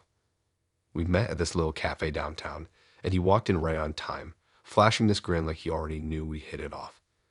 He talked about how he grew up in New York, how the city was too fast and too messy, and how he wanted a slower pace. He said he'd only been in town a few months, still adjusting, still figuring out the lay of the land. I asked what brought him here, and he had vague answers. Something about needing a change, wanting peace, wanting to reset his life. At the time, I didn't think much of it. A lot of people move for that reason. He had this way of telling stories that made everything sound deep, like he'd lived through things I couldn't imagine. I was drawn to it. We kept meeting up. He never wanted to go to crowded places. He preferred quiet bars, late night walks, or staying in and cooking dinner at my place. I thought it was romantic, like he valued intimacy over loud scenes. When he did talk about New York, it was always in vague terms. The people there, the things I saw, the mistakes I made. I figured he just didn't want to relive it all. But there were odd things I couldn't ignore. He never let me take pictures of him. Anytime I pulled out my phone, he'd turn his face or make a joke to distract me. He didn't have social media either, which felt unusual for someone in his early 30s. He said he deleted it all to escape the noise. I believed him, but it nagged at me. One night, he left his wallet on my counter when he ran to the bathroom. It flipped open, and inside I noticed something strange. His ID wasn't from New York. It wasn't even from our state. It was from somewhere else entirely. I didn't touch it, but my brain spun. Why would he lie about something so basic? I didn't bring it up right away. Instead, I started paying closer attention. I'd noticed how he always scanned a room when we walked in somewhere, how he kept his back to walls, how he never mentioned family or old friends. He acted like New York had been some kind of ghost town, like he'd cut every tide overnight. The truth came out in the most random, brutal way. I was at a friend's housewarming, chatting with someone's cousin who worked in law enforcement. We were swapping stories and I casually mentioned Alex, this new guy from New York I'd been seeing. Her face changed instantly. She asked me to repeat his name. When I did, she pulled me aside and lowered her voice. She told me Alex wasn't from New York at all. He had just been released from prison and was living under witness protection. I thought she was joking, but she wasn't. She said his name wasn't even really Alex. She couldn't give me all the details, but apparently he had testified against some people and got relocated. That's why he avoided pictures, why he didn't have social media, why he was vague about his past. I felt the air leave my lungs. The man I've been letting into my apartment, cooking dinner with, kissing goodnight, he had an entire hidden life. I had been falling for a version of him that didn't even exist. I confronted him the next time we met. I told him what I'd learned, and for a second, I saw this flash of panic in his eyes. Then he calmed down, leaned back, and admitted it. He said yes, he wasn't who he claimed to be. Yes, he had been in prison, but he swore it wasn't for anything violent. He said he got mixed up with the wrong people, and testifying was the only way out. He told me he just wanted a fresh start, a chance to be someone normal. Part of me wanted to believe him, to see him as this guy trying to rebuild, but another part of me couldn't shake the lies. He hadn't just hidden details, he created a whole new identity. He looked me in the eyes night after night and told me stories about a city he probably hadn't lived in for years. After that, things between us fell apart fast. I couldn't relax around him anymore. I kept wondering if the people he testified against were still looking for him, if I was in danger just by being near him. I pulled back, stopped answering his texts, stopped letting him come over. Eventually, he stopped trying. Even now, I think about him sometimes. The way he'd scan a room, the way he'd smile like he was grateful just to be sitting there with me, the way he said he wanted to reset his life. Maybe some of it was real. Maybe he truly wanted to be better. But I'll never know, because the Alex I knew was never real in the first place. That was Alex. Not a guy from New York, not someone starting fresh, just a man fresh out of prison, hiding under witness protection and dragging me into a story I never asked to be part of.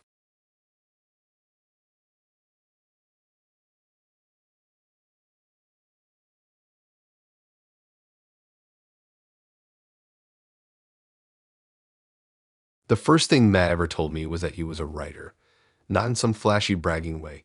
He just mentioned it casually in his bio, like it was just part of who he was. His pictures didn't scream artist either. They were simple. Him at a coffee shop with a laptop, him holding a beer at some outdoor festival, and one of him hiking. Nothing pretentious. That made me curious. Most people who say they're writers try too hard to look mysterious. He didn't. We started talking, and he was different from the usual matches. His messages weren't copy-paste or lazy. He'd tell me these little stories about his day that made even boring stuff sound funny, like waiting in line at the DMV or trying to cook and burning his eggs.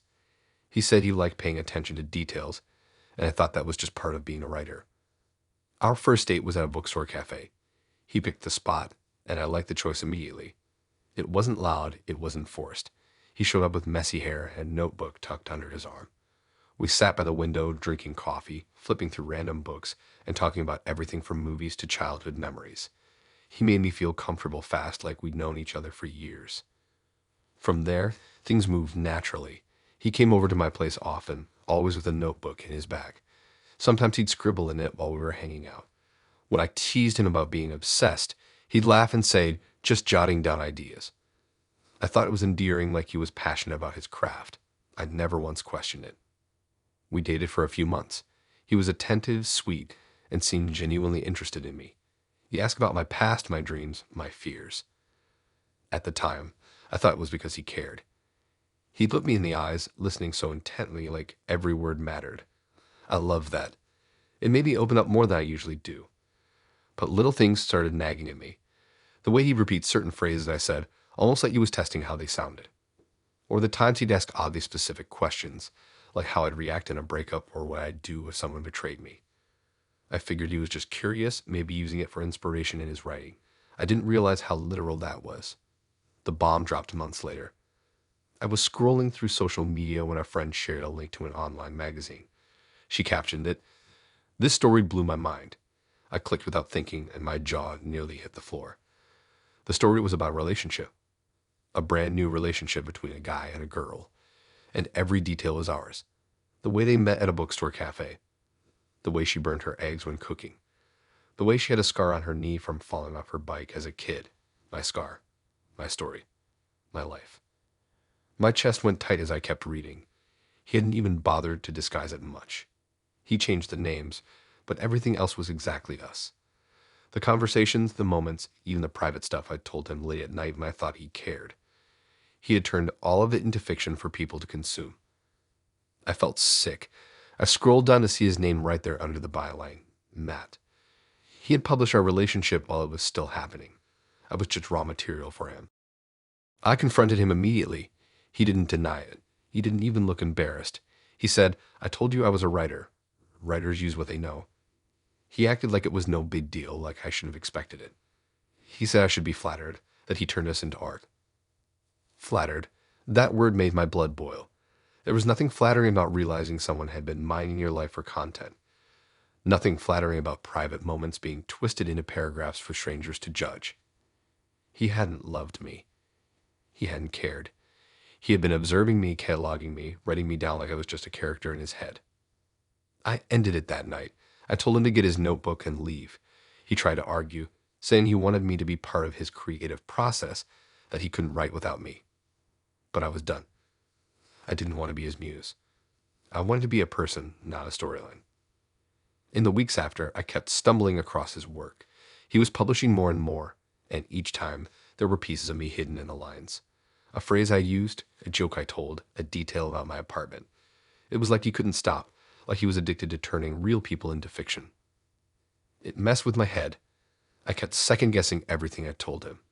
Every vulnerable thing I'd shared, every late-night confession. Was it all scribbled in that notebook of his, waiting to be turned into another piece? Probably, and that thought haunted me.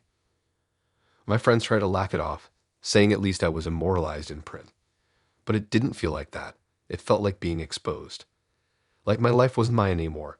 Like the most intimate parts of me had been stolen and packaged for clicks. That was Matt. Not a boyfriend, not someone who loved me. Just a writer using me for material and publishing our relationship as if it was his story to tell.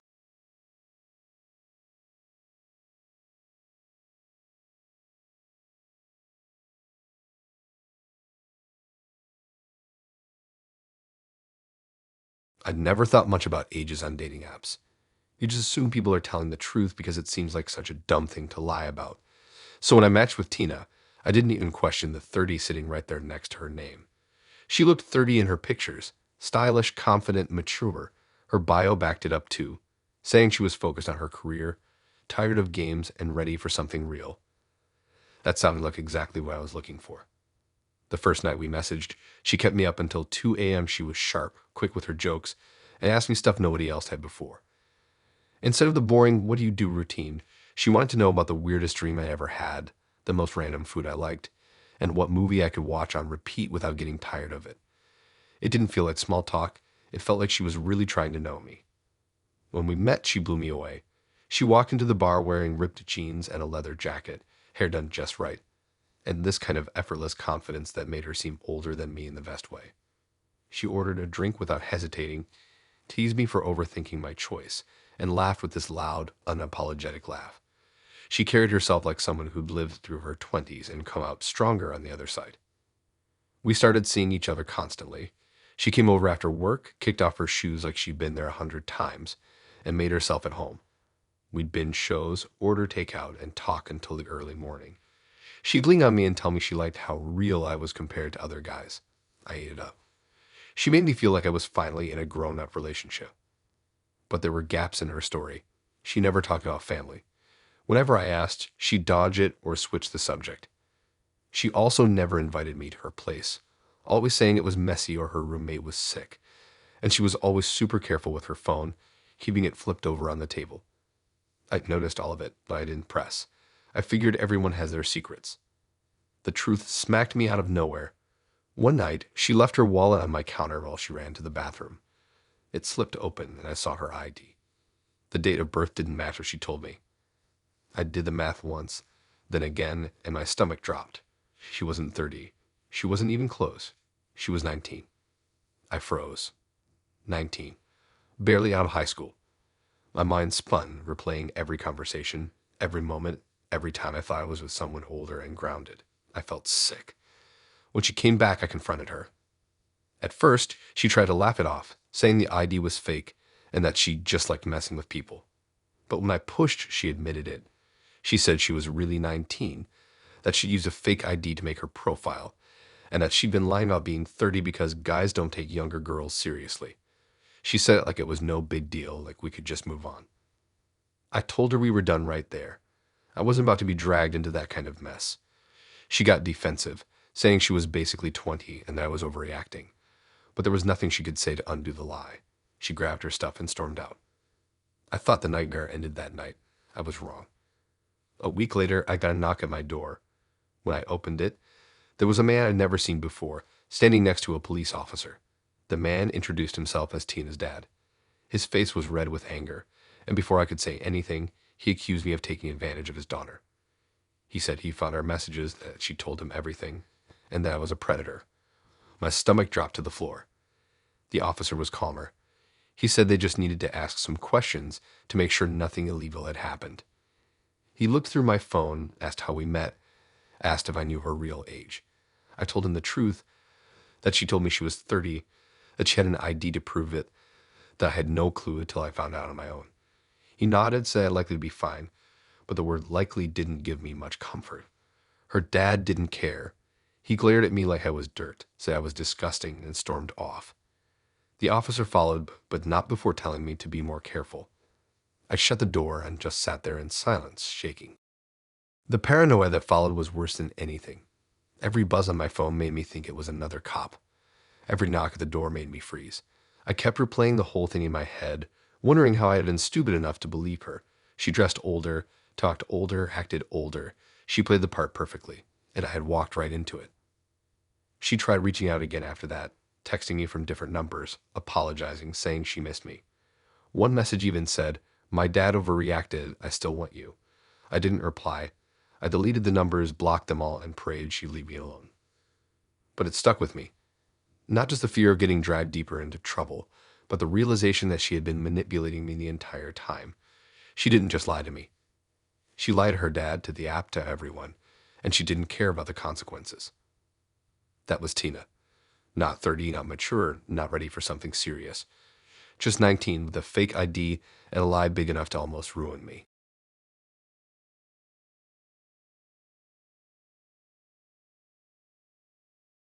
I'm not really the type who goes for artsy guys, but Zavor caught my attention right away. His profile was full of music. Him holding a guitar, him in front of a microphone, and one photo where he was sitting on a rooftop with a notebook. His bio said, "Music is my life, looking for someone who inspires me." I thought that sounded cheesy at first, but he had this smile in his pictures that made me think maybe he actually meant it. When we started talking, he was magnetic. He said he'd been playing music since he was a teenager, that he was trying to get serious about recording, and that he wanted someone who understood the grind. He sent me voice notes of songs he was working on, and honestly, they weren't bad. I was impressed. He seemed passionate, different from the usual guys who only talked about sports or video games. We set up a date at a low restaurant downtown. He showed up in ripped jeans, a worn out leather jacket, and carrying this confidence like he was already famous. He talked about how music was his therapy, how he poured everything into his lyrics, how he wanted to change the game. I laughed at some of it. It sounded dramatic, but I liked his energy.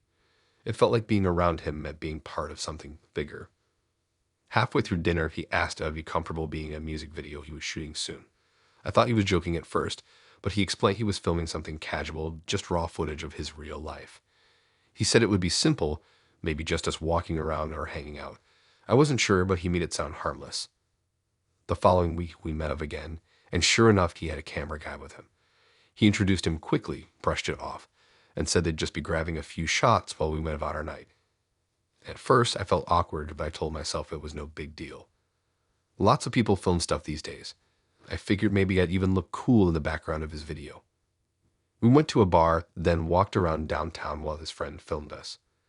Zabor kept leaning in close, whispering things in my ear, making me laugh. It felt natural, like a date, except for the camera trailing us. Every time I got self-conscious, he'd tell me to relax, that I was perfect just the way I was. It wasn't until the video came out that I realized what had really happened. A couple weeks later, a friend texted me a link with the words, "Is this you?" I opened it and my heart sank. It was Zabor's new music video, already with thousands of views. And there I was, front and center. Clips of me at dinner, laughing, sipping a drink, walking next to him downtown, looking at him like I actually liked him. But it wasn't just me being in it, it was the song. The lyrics were brutal. The entire track was about manipulating women, using love as bait, how easy it was to get girls to fall for him so he could play them like strings. Every line made me sick, and the video matched it perfectly. Shots of me laughing, looking comfortable, edited to make me seem like his example. I wasn't just background, I was the face of his twisted message. I felt humiliated. Thousands of strangers were watching me in a video where the chorus literally called women fools to be played. My image was being used to prove his point. I texted him immediately, furious. He acted like I was overreacting. He said it wasn't personal, that the song was just art, and that I should feel honored to be part of it. He said I made the video real, that without me it wouldn't have the same impact. He completely ignored the fact that I hadn't given consent. I told him to take it down, but he laughed. He said he couldn't, too many views already, and besides, controversy was good for business. That was when I realized he hadn't seen me as a person from the start. I was just a prop for his career. The days that followed were rough. People started tagging me in the video, asking if it was me. Some of them joked about it. Others sent me messages asking why I'd agree to be in something like that. I felt exposed and powerless. My face was out there, tied to lyrics I hated, tied to a guy who had tricked me. What made it worse was how calculated it was. Looking back, I could see it all, the way he pitched himself as passionate, the way he brought the camera along like it was no big deal, the way he made me feel comfortable enough to go along with it. He knew what he was doing. He didn't just write a cruel song. He set me up to be the visual proof of it. I stopped replying to him completely. He kept sending messages at first, saying I should calm down, that it was just a video, that I should enjoy the fame. Then he switched to guilt trips, saying I was ungrateful for helping him take the next step in his career. After that, he went silent. Even now, the thought of that video makes my stomach turn. Every time I think about it, I remember the way I looked in those clips, happy, trusting, unaware how I was being framed. I hate that people saw me that way, not knowing the truth.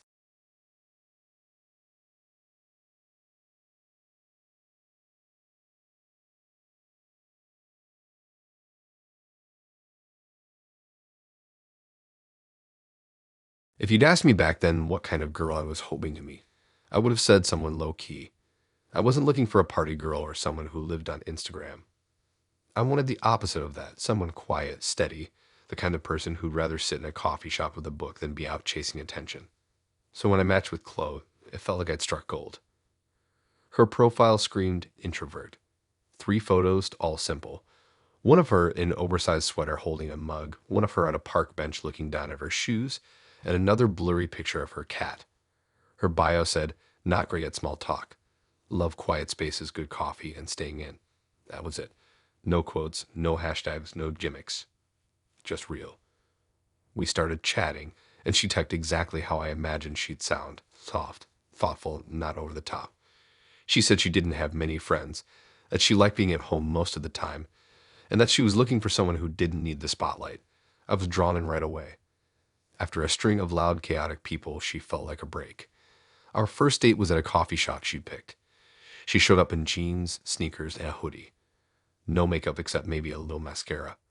She sat across from me, sipping tea, tucking her hair behind her ear, and letting me do most of the talking at first.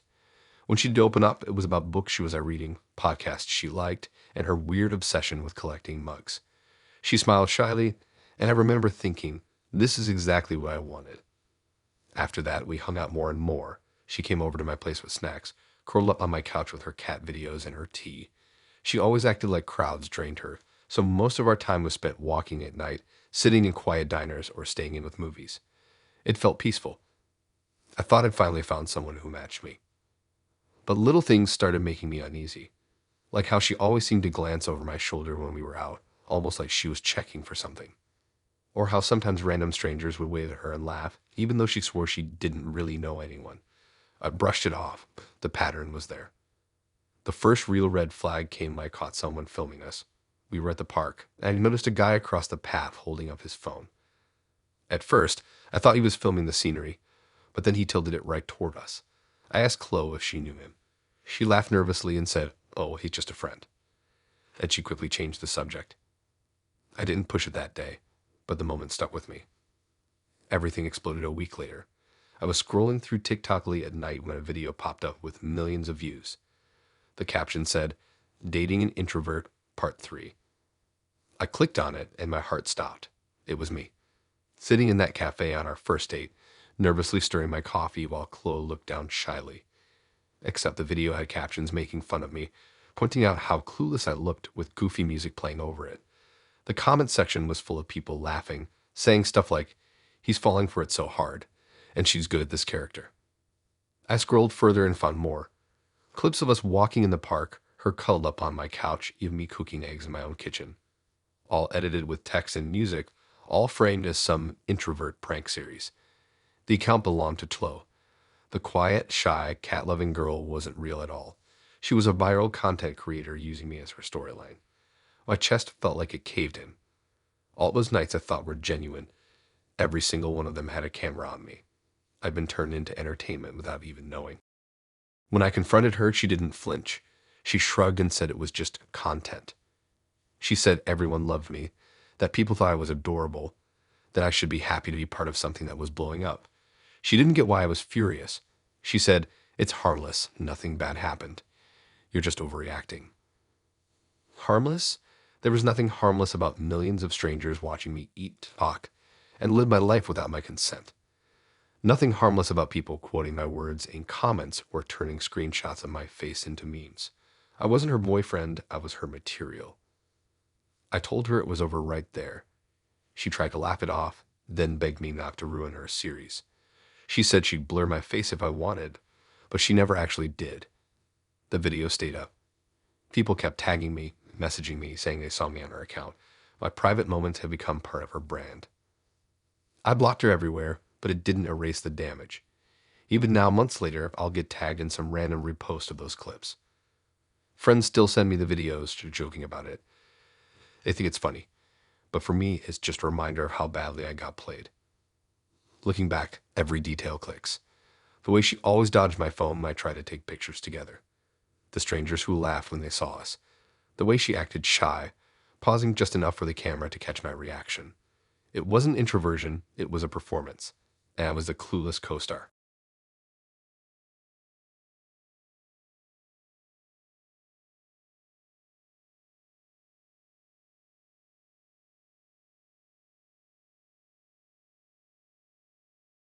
Some people on dating apps exaggerate their jobs.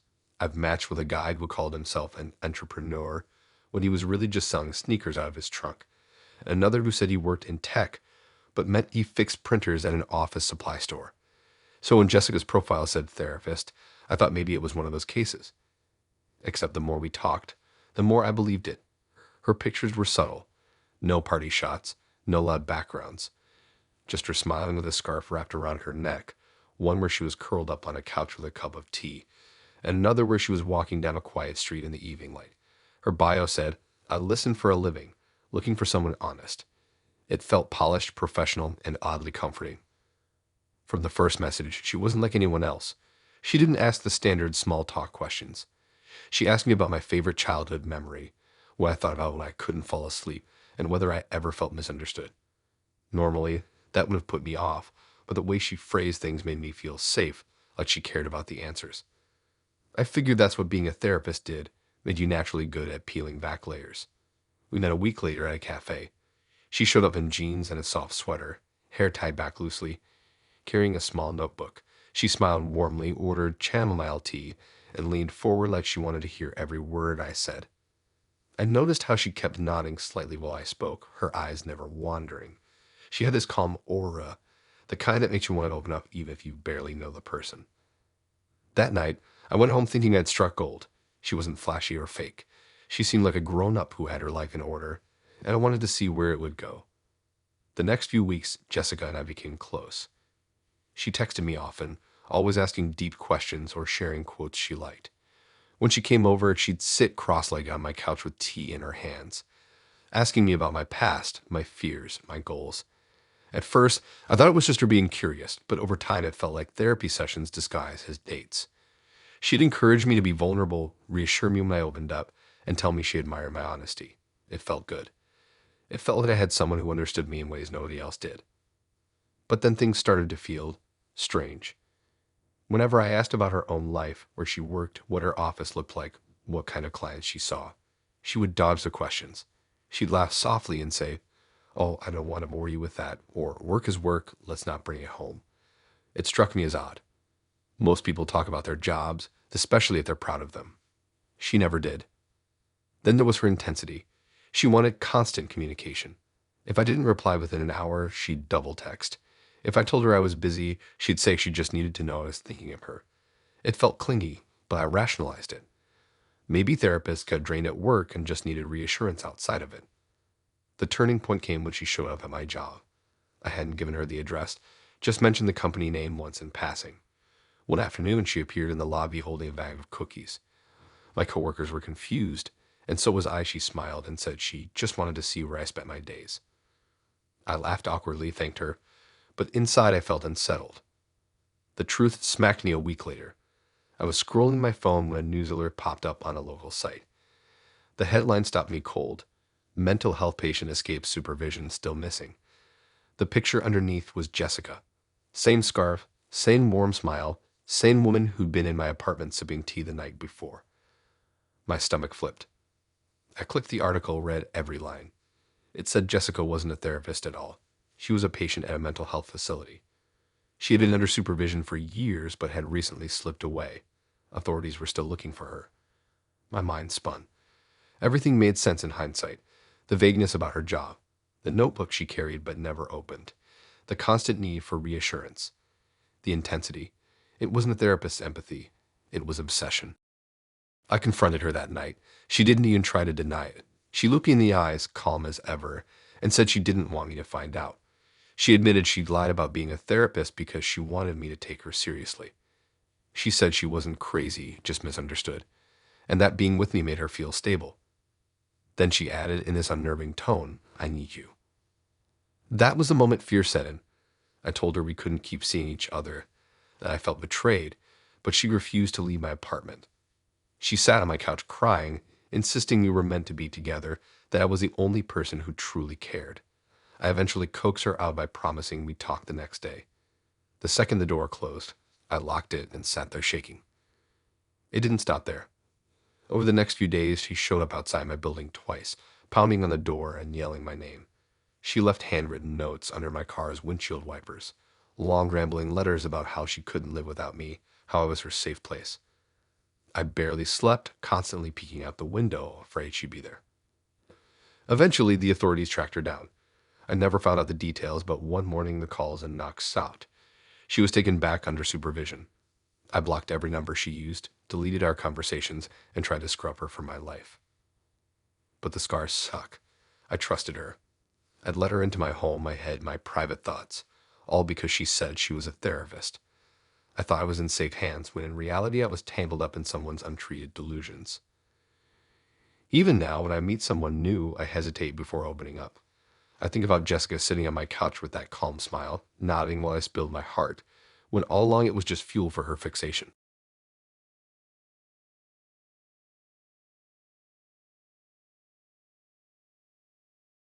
One thing I always check first on dating profiles is whether someone has kids.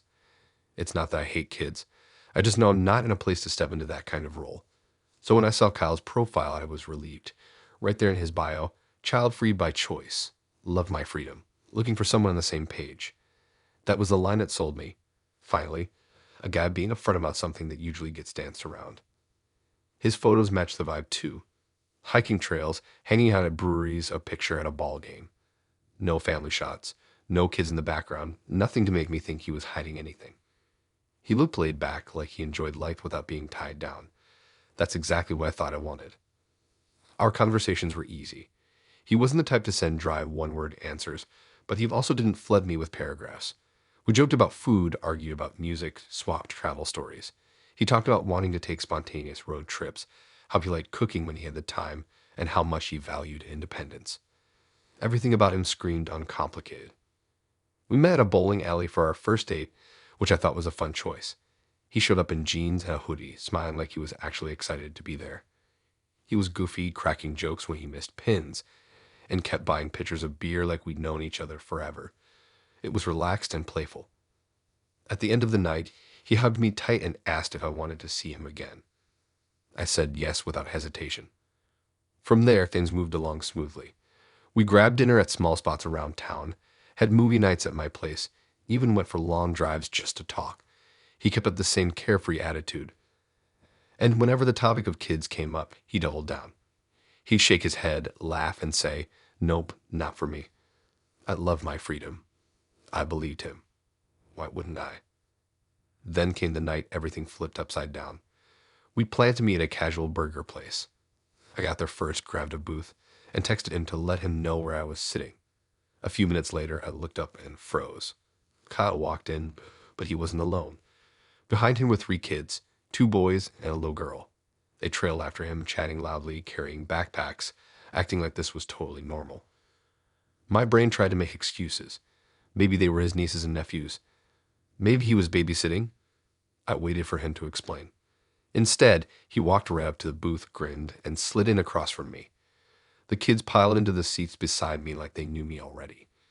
Before I could even say a word, the youngest one, maybe 4 years old, looked up at me with wide eyes and said, "Hi, Mommy." I squealed, my stomach dropped through the floor. My face burned. I looked at Kyle, waiting for him to correct her, but he just laughed nervously and told the kids to calm down. The oldest, who looked about 10, chimed in cheerfully, "Dad told us you're going to live with us soon." The middle one added, "You're coming to my soccer game, right?" I sat there, stunned, completely blindsided.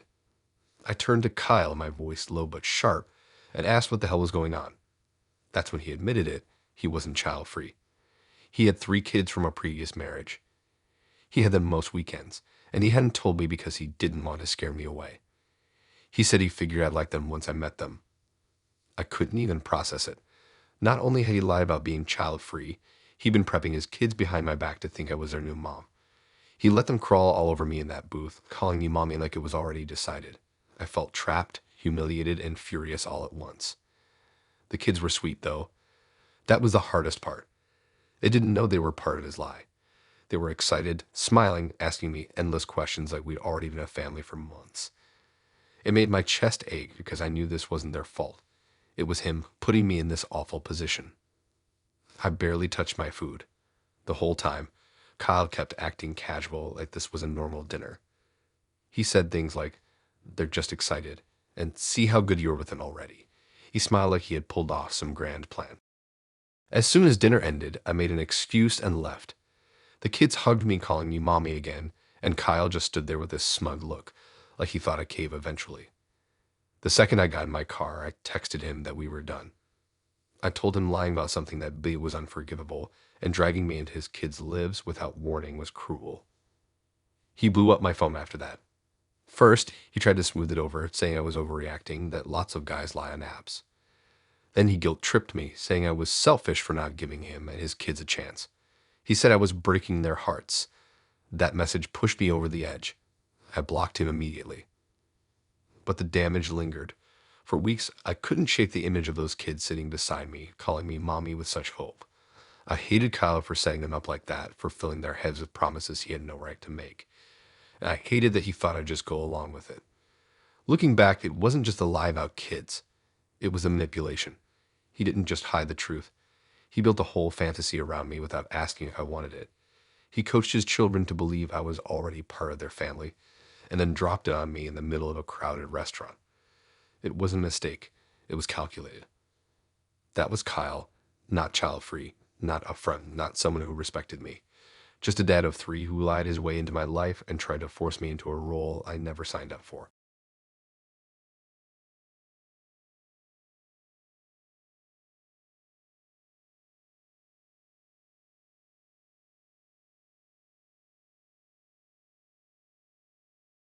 When I matched with Amanda, what pulled me in wasn't her looks. It was how normal she seemed. Her pictures weren't overly posed. Just her at a farmer's market, her with a glass of wine, and one where she was sitting on a porch with her dog.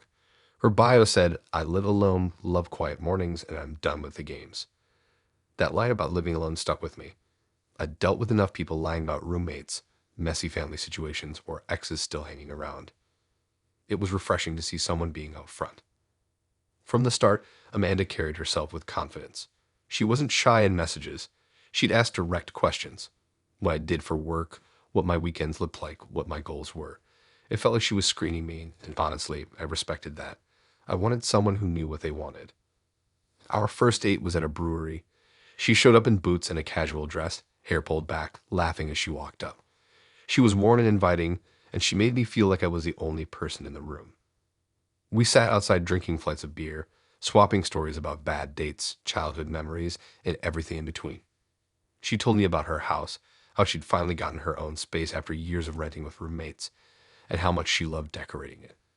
I remember thinking, this woman has her life together. We saw each other more after that. She'd invite me over for dinner, cooking pasta, or grilling on her back patio. She had candles lit, music playing low, her dog sleeping at our feet. It felt like something out of a magazine. Every time I left, I thought how lucky I was to meet someone like her. She was grounded, smart, funny, and lived alone, just like she said. A month in, she asked if I wanted to stay the night. I hadn't yet, mostly because I like going home to my own place. But that night, it felt right. We watched a movie, had a bottle of wine, and crashed in her bed. Her dog curled up at the end. And I remember falling asleep feeling like this was the start of something real. Then, at around 2 in the morning, I heard the front door slam. My eyes shot open. Amanda sat up quickly, her face pale. Before I could even ask what was happening, a man's voice called from downstairs. Babe, I'm home. My blood ran cold. Amanda whispered frantically, It's fine, don't freak out. But her face told me otherwise. I scrambled out of bed, pulling on my jeans, my heart pounding. The footsteps came up the stairs. I didn't know if I was about to fight someone, get thrown out, or worse. The door opened, and there he was, a tall guy in work boots and a jacket, holding a six-pack of beer. He froze when he saw me. I froze too. Amanda jumped in, blurting out, This is Mark, my partner. We're in an open marriage. My brain short-circuited. Open marriage, partner. What? I looked at Amanda, then at him, then back at her. She had never once mentioned being married. Not once. She'd gone out of her way to tell me she lived alone. And now here was this man standing in her bedroom, looking at me like I was some stranger who broke into his house. Mark set the beer down slowly and crossed his arms. So this is him? He asked. Amanda nodded nervously. I told you I'd bring someone in eventually. I felt I had been punched. She hadn't just lied, she had set me up. I wasn't her boyfriend. I was some experiment in her marriage. She'd pulled me in under false pretenses, letting me believe she was single, letting me sleep in her bed, all while her husband was out and planning to come home. I stammered something about leaving, but Mark stopped me. No, it's fine. You're here now. Might as well stay for a beer. His tone was calm, but his eyes were sharp. I shook my head and muttered that I had to go and grabbed my things as fast as I could. Amanda followed me downstairs, whispering apologies. She said she didn't know how to tell me, that she was scared I'd leave if I knew the truth. She said their marriage was open, but she hadn't found the right moment to bring it up. I didn't even respond. I just walked out the door, heart pounding, ears ringing. When I got to my car, my phone buzzed with a text from her. Please don't hate me. It was real between us. I didn't answer. The next few days, she kept texting. Long messages about how she really did like me, how she wanted me to be part of her life, how I could fit into their situation. She made it sound like she thought I'd actually be okay with being the third wheel. I blocked her after the fifth message. But the whole thing stayed in my head. I kept replaying every detail of her story, the way she said she lived alone, how she decorated her house, how she always talked about independence. It was all carefully crafted to hide the fact that she had a husband. She hadn't slipped up once. That's what made it worse. It wasn't an accident. It was deliberate. And the way she framed it afterward made me furious. She acted like it was a small omission, like she'd just forgotten to mention a roommate. But this wasn't a roommate. This was a husband. A whole marriage. A man walking into the bedroom in the middle of the night while I was still half asleep. It took me weeks to shake the paranoia. I kept thinking about what could have happened if Mark hadn't been calm. What if he lost it seeing me there? What if he didn't know about the open marriage and thought I was breaking into his relationship? I could have been hurt. Worse. That was Amanda. Not single, not living alone, not looking for something real. Just a married woman using me as part of her open marriage experiment without ever asking if I wanted to be involved.